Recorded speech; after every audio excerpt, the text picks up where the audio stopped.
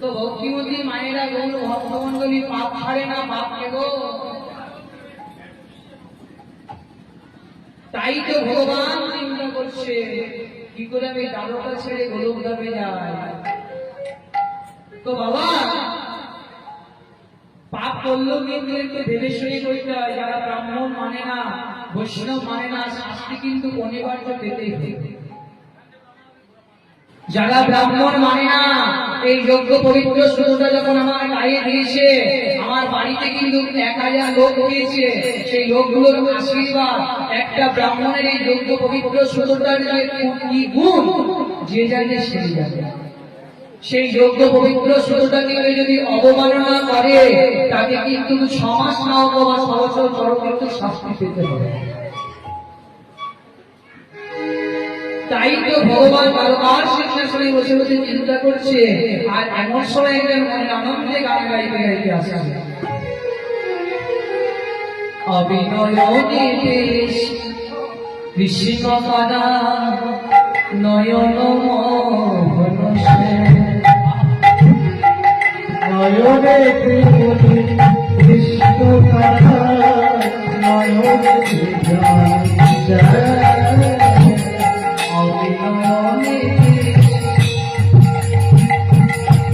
কৃষ্ণ পাদা নয়ন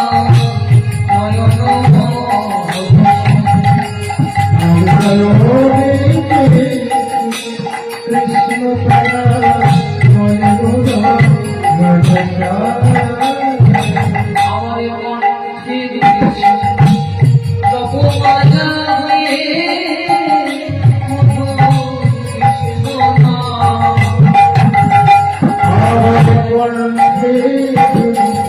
যত বলা হয় কতই না কৃষ্ণ আমার যত বলা কতই না কৃষ্ণ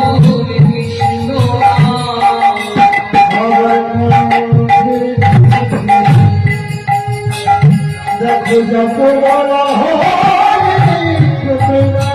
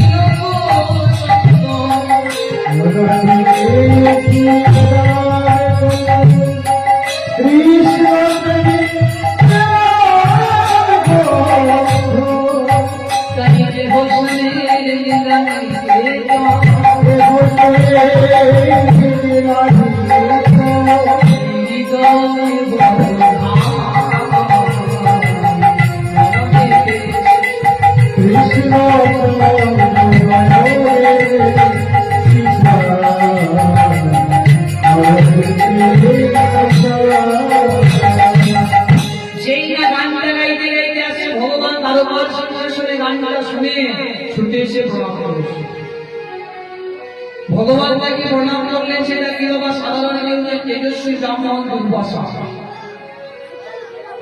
গুরুদেব মনে করে আপনি আমার তাদের কৃষ্ণ কালকে ছিল একাদশীর উপবাস, আজ দ্বাদশীর পালন, তোমার কিছু সেবা দাও। গুরুদেব সেবা করলেন, কৃষ্ণ তুমি আমাকে পরমানন্দ রন্ধন করে দাও। গুরুদেব আপনি আমার ঘরে সেবা করবেন, এটা আমার অপভাগ্য।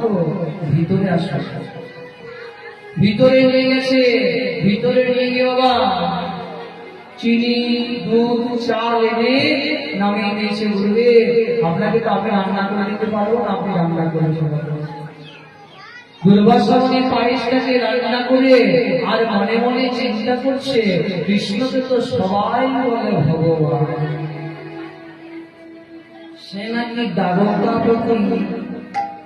আর একবার পরীক্ষা করবো কৃষ্ণ কেমন ভগবান। পায়েসটা রন্ধন করে রাখলেন কৃষ্ণ। গুরুদেব আপনি আমায় ডাকলেন হ্যাঁ কৃষ্ণ কেন? তুমি জানো না বাবা ব্রাহ্মণকে সেবা দিয়ে কি দক্ষিণা দিতে হবে? গুরুদেব কি দক্ষিণা নেবেন কৃষ্ণ? কি দক্ষিণা চাই জানো বাবা? তুমি যে দ্বারকার সিংহাসনে বসে রয়েছো অনেকদিন ধরে ওই সিংহাসনটা আমার একবার করে বসতে ইচ্ছে করে একবার বসতে দেবে? গুরুদেব একবার কেন 100 বার বসুন। দুর্বাসা মুনি গেট করে গিয়ে দ্বারকার সিংহাসনে বসেছে, ডান পায়ের উপর বাঁ পাটাকে দিয়ে আর নাচাচ্ছে যেন কত দিনের বছর। কৃষ্ণ আমাকে কেমন দেখাচ্ছে বলেছিল দ্বারকার রাজা, বলে তুমি বলে আমি হলাম প্রজা। তাহলে কৃষ্ণ রাজার আদেশ তোমার গায়ের অলঙ্কার বলে একটা করে খুলে খুলে নামিয়ে দাও। ভগবান গায়ের অলঙ্কার বলে একটা করে খুলে খুলে নামিয়ে দিয়েছে। দুর্বাসা মুনি বলছে কৃষ্ণ এতক্ষণ দ্বারকার সিংহাসনে বলেছিলে মনে হচ্ছিল যেন দ্বারকার রাজা, এখন কি মনে হচ্ছে জানো যেন দিনহীন টাকা। এখন যদি দ্বারকার দিকে তাড়িয়ে দিই তুমি কোথায় যাবে? গুরুদেব আমার একটা আর খোলা রয়েছে। কোথায়? আমার মধুর বৃন্দাবন। সেখানে গিয়ে কি করবে? সেখানে কি করবো জানো কৃষ্ণ? ওগো আমি ব্রজে দেব গড়া করি আরে মেঘে খাবো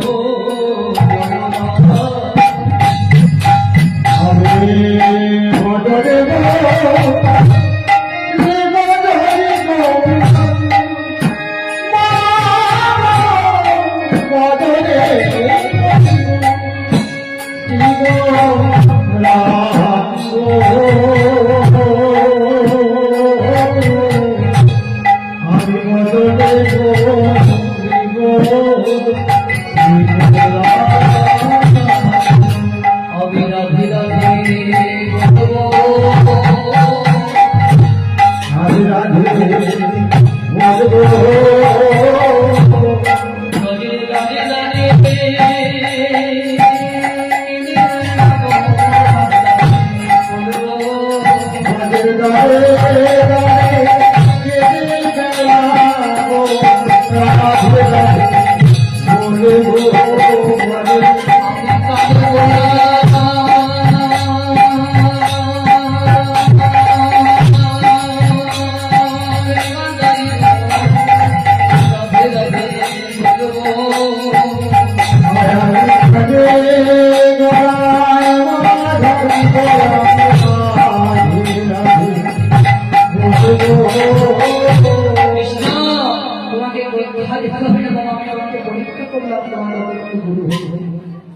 তোমার যথেষ্ট গুরু ভক্তি যদি তোমার অগাধ গুরু ভক্তি কৃষ্ণ তোমার কাছে কি গুরু দক্ষিণা চাই জানো বাবা? যে গরম গরম পায়েসটা রান্না করেছি সেটা তোমাকে সর্বাঙ্গে মানতে হবে। ভগবান মনে মনে চিন্তা করে আমার নাম হলো ভক্তবৎস, আমার নাম হলো ভক্তদিন। ভগবান ভক্ত যা বলে আমাকে তাই করতে আমি বলেছি। ভক্তই আমার মাতা পিতা, ভক্তই আমার গুরু, ভক্তরা ভক্ত জনাই নামে রেখেছি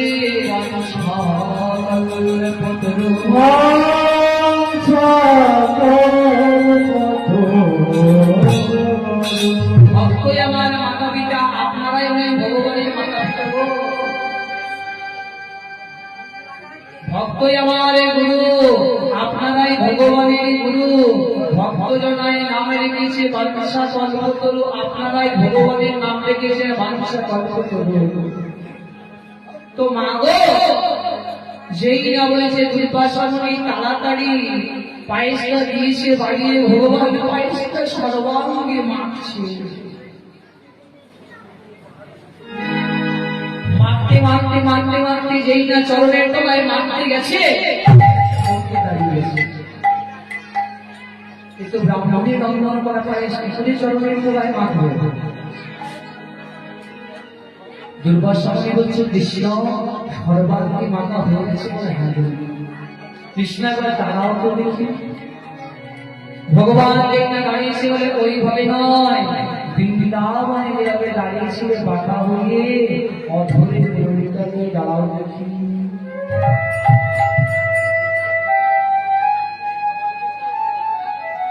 ভগবান যেটা বাঁকা হয়ে দাঁড়িয়েছে, দুর্বাসনে চাইতে চাইতে চাইতে চাইতে যেইটা চরণের তলায় চাইতে গেছে, চিৎকার করছে কৃষ্ণ। গুরুদেব চিৎকার করলেন কৃষ্ণ তুমি সর্বাঙ্গে পায়েসটা মাখলে, চরণের তলায় মাখলে না কেন? গুরুদেব ব্রাহ্মণের রন্ধন করা পায়েস কিশোরী চরণের তলায় মাখবো। কৃষ্ণ আর আমি পারলাম না বাবা, এত বাঁচাবার চেষ্টা করলাম আর আমি তোমাকে পারলাম না। কেন গুরুদেব কৃষ্ণ এত বাঁচাবার চেষ্টা করলাম আর পারলাম না? সর্বাঙ্গে পায়েসটা মাখলে সারা শরীরটাই লোহার মতো, চরণের তলাটা লেগে গেল কাঁচা, জড়াবের যখন বান মারবে বানটা সারা শরীরে এসে লাগবে না, বানটা লাগবে তোমার চরণের তলা। জড়াবের হলো বালির পুত্র অঙ্গ, ভগবান যেদিকে বালিকে নির্বিদ্ধ করেছিল, বালির পুত্র অঙ্গ কেঁদে কেঁদে দূরে বলেছিল দুর্বাদল আমার পিতাকে তুমি বিনা দোষে হত্যা করলে, বলে তুমি আমার কাছে কিছু চাইবে না। ভগবান বলেছিল আমি একটাই চাইব, কি জানো? আমার পিতাকে তুমি মেরেছো, আমি কবে তোমায় মারতে পারবো। বলে কবে পারবে জানো? যদি তখন তুমি কৃষ্ণ হও, সেদিন আমি তুমি হবে জড়াবেন, আমাকে বান মারবে, বানটা লাগবে চরণের তলায়। ভগবান বসে আছে গাছের ডালে, জড়াবেন ব্যক্তিকে তাকিয়ে দেখছে, কোনো মনে হয় পাখি বসে আছে।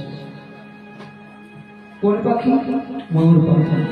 ময়ূর হাত হলে ময়ূরের ভিতরে তার জবাবের মতো লাল, গোবিন্দের চরণের তলায় হলো লাল। ময়ূরের ঠাট্টা হলো পাকের মতো, গোবিন্দের চরণের ঠাট্টা হলো পাকের মতো।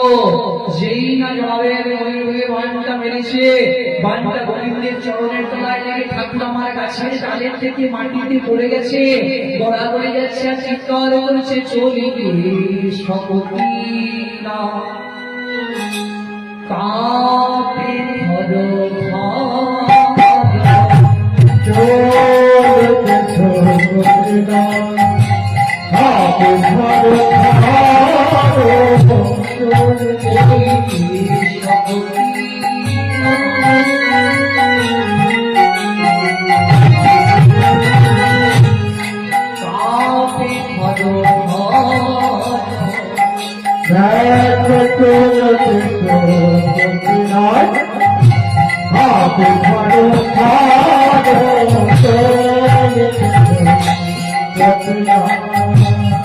এবার আমায় বাঁচাও রাধে,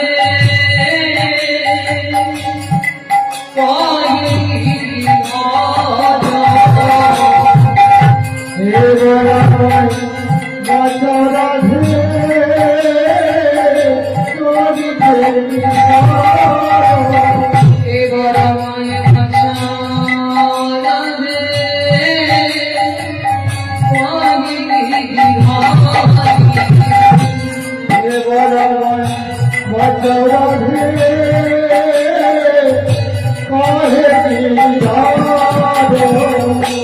তুমি সারা রাধে আমার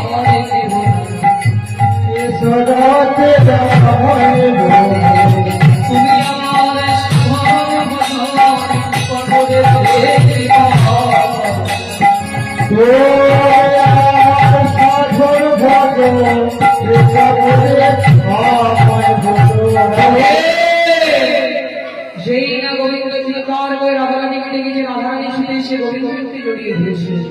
তাই রাধা কৃষ্ণ ধূতন এক হয়ে তুলসী পত্র হয়ে প্রতি পাবনে ভাব সুরীরে আস্তে আস্তে সচিবাবার বন্ধুরে সচিবাবা বন্ধুরে নিয়ে পান করলেন আশ্চর্য দিয়ে গোবিন্দের গো রাধার গোরা শুভ দিনে জন্মগ্রহণ করলো।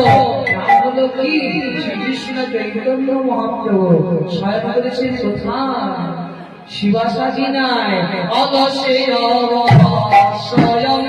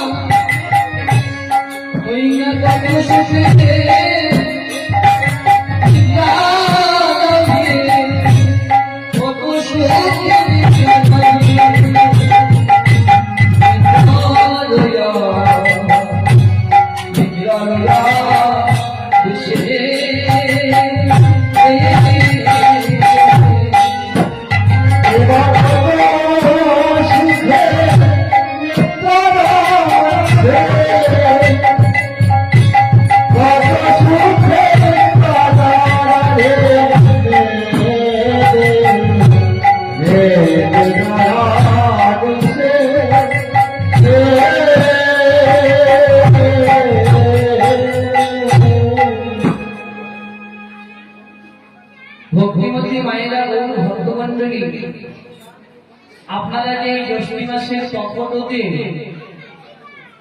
এত সুন্দরভাবে ধৈর্য ধরে বসে আছেন, চিৎকার শব্দ করে খুব সুন্দর লাগছে। আর আপনাদের চরণে শতকোটি প্রণাম যে বাবা এই বিপদে গ্যাসের মধ্যে আপনারা বসে আছেন, এটা কিন্তু বিশাল ব্যাপার। তো আমি এতক্ষণ যেটা গাইলাম সেটা হলো গৌর চন্দ্রিকা। একটা খুব সুন্দর বাড়ি বানালাম, বাড়িটার মধ্যে এমন একটা জিনিস আছে না লাগালে বাবা হবে না, সেটা হলো চৌকাঠা। তেমনি বৃন্দাবন লীলায় প্রবেশ করতে গেলে আগে চৌকাঠাটা পার হবে। চৌকাঠা হলো আমার নিতাই গৌরের কথা আশ্রয় করতে হবে, জোটাটা তার পার হয়ে আসতে হবে। তাই আমার রাধা গোবিন্দের চরণ আশ্রয় করে, আমার নিতাই গৌর সারের চরণ আশ্রয় করে, আমার মাতা পিতার চরণ আশ্রয় করে, আমার সাধু বৈষ্ণব ব্রাহ্মণ সকলের চরণ আশ্রয় করে, ভক্তিমতী মায়ের চরণ আশ্রয় করে, আমার শিক্ষাগুরু শ্রী শ্রী মনোরঞ্জন চক্রবর্তী মহাশয়ের চরণধূলি মস্তকে নিয়ে, আমার গুরুমাতা সুদীপ্তা চক্রবর্তীর চরণধূলি মস্তকে নিয়ে, কীর্তন জগতে খুব একজন কনিষ্ঠতম কীর্তনী এবং আমার মায়া বিষ্ণু বন্দ্যোপাধ্যায় লীলার আলোকে অনেক কিছু হুদহুতি হতে পারে। নিজ নিজ মনে সন্তান মনে করে, ছোট্ট ভাই মনে করে দোষ ভুল মার্জনা করবে। তো মাগো, কুঞ্জবর্ণনে কিন্তু লীলা হয় দুইবার। একটা হলো মুরলী বর্ষণ আর একটা হলো কুঞ্জবর্ণ। কিন্তু আমি যেটা গাইব সেটা কিন্তু মুরলী বর্ষণ না, সেটা হলো কুঞ্জবর্ণ। তো বাবা, বৃন্দাবনে যেতে গেলে কি বলতে হয় গো? রাধে রাধে। ওই হাতগুলো তুলে দেখি রাধা রানী কি বাবা রে। মাগো হাতগুলো তুলে দেখি কৃষ্ণ কানাইয়া কি। আমি জয় বলতে বলেছি, আমি বললাম রাধা ছেলে না মেয়ে? গোবিন্দ ছেলে না মেয়ে? গোবিন্দ ছেলে নয়, রাধারানী মেয়ে নয়। রাধারানী হলো ভক্তির প্রতিমা, আর গোবিন্দ হলো আমাদের কৃপাচরণ।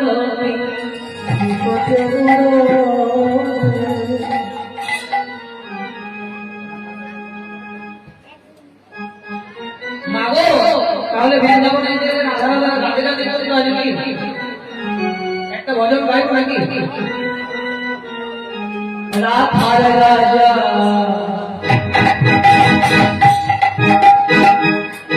বলে দে না কোথায় বৃন্দাবন, শ্যামকুণ্ড রাধাকুণ্ড গিরিগোবর্ধন।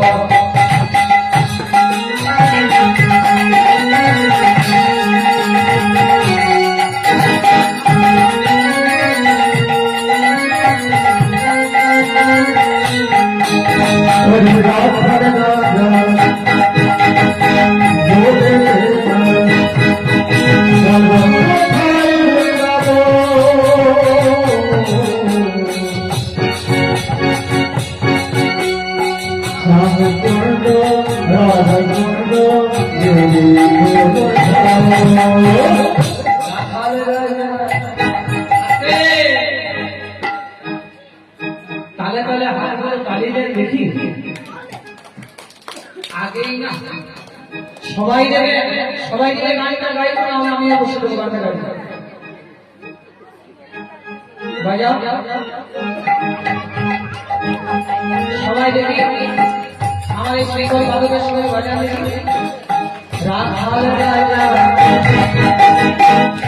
বলে দে না কোথায় বৃন্দাবন,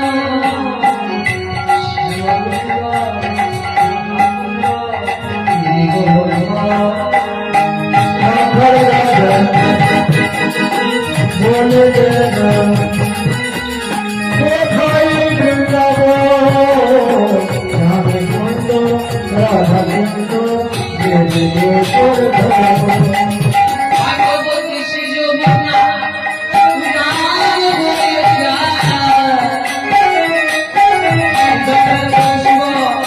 আছে শ্যামা। ভাগ্যবতী যমুনা উদার বয়ে যায়, ওঠে রাধার রাজা বাঁশরি বাজায়। ভাগবতী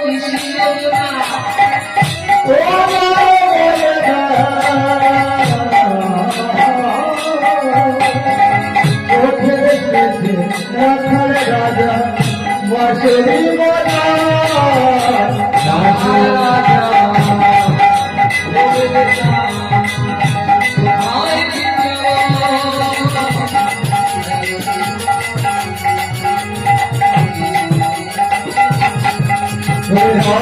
রাজা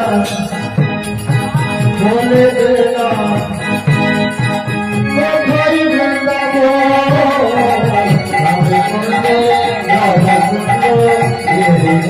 রাধে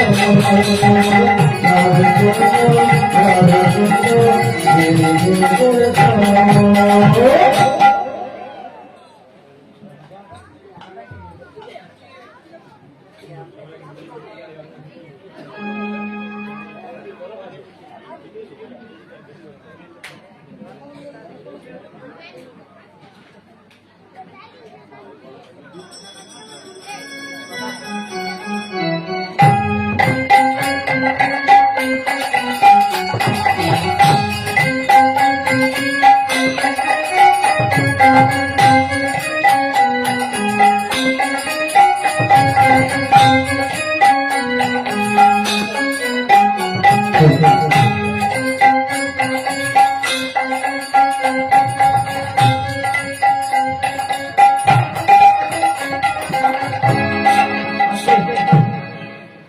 রাধে রাধে।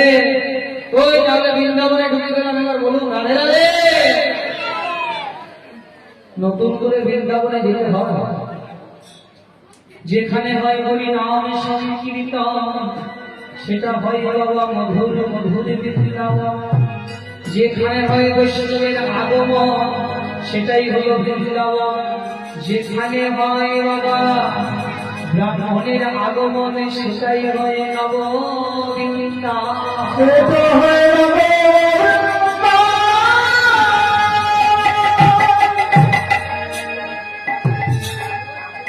মধুর শ্রী বৃন্দাবনে রাধা মাধবয় আমার।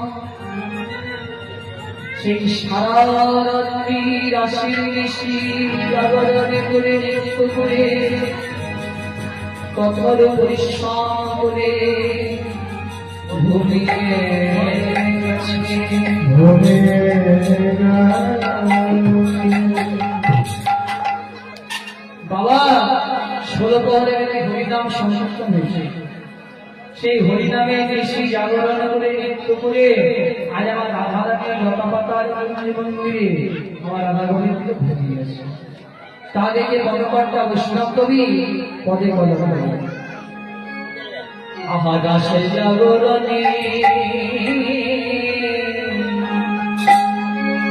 নিকুঞ্জ ভবনে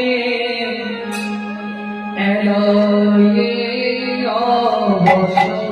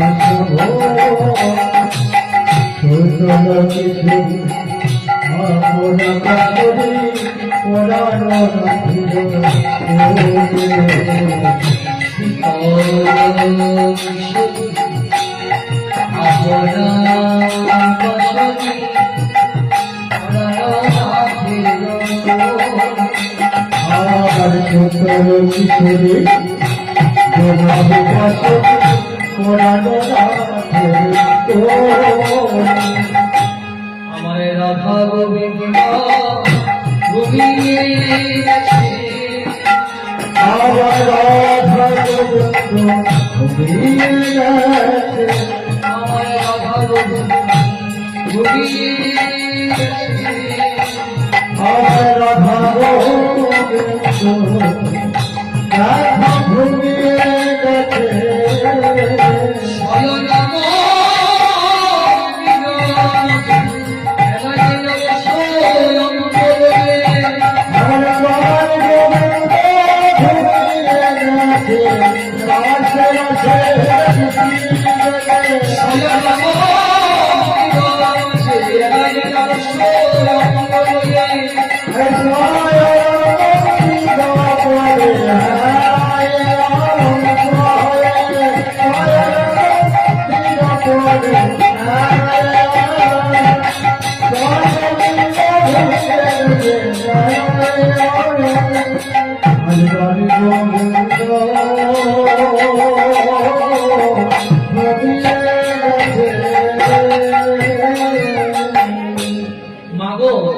এই পদগুলো যেগুলো গাইছি এই পদগুলো সাধারণত আমরা একটু সব বৈষ্ণব পদ এগুলো সব বৈষ্ণব পদ বলি বাবা।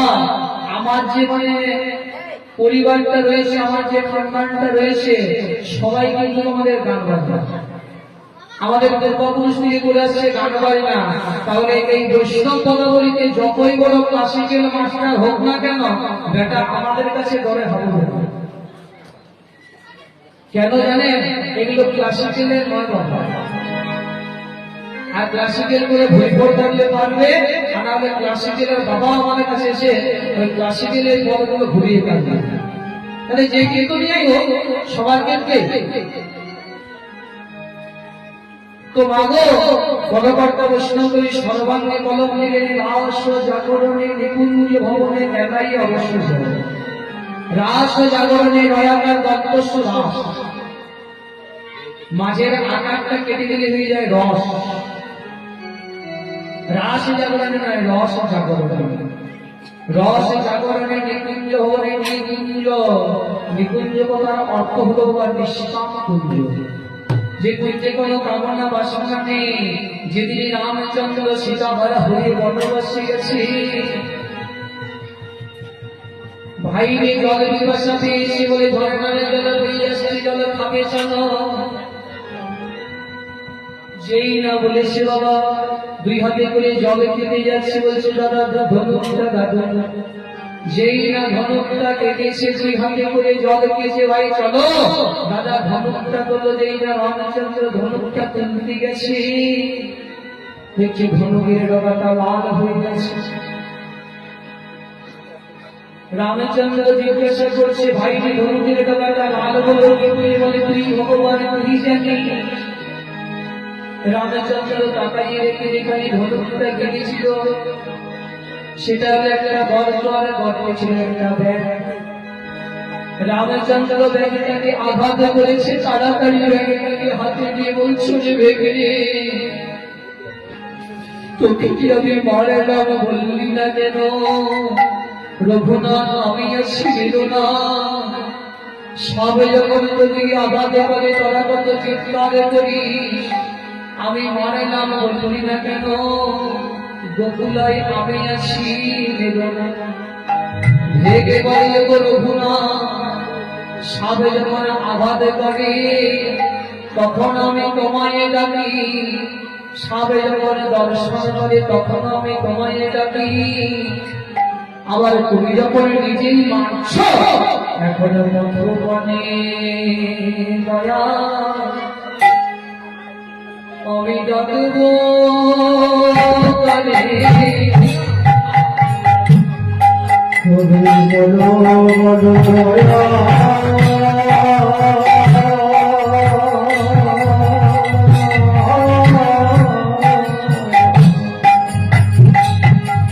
আমি ডাকিব তবে আমায় সেই দেশে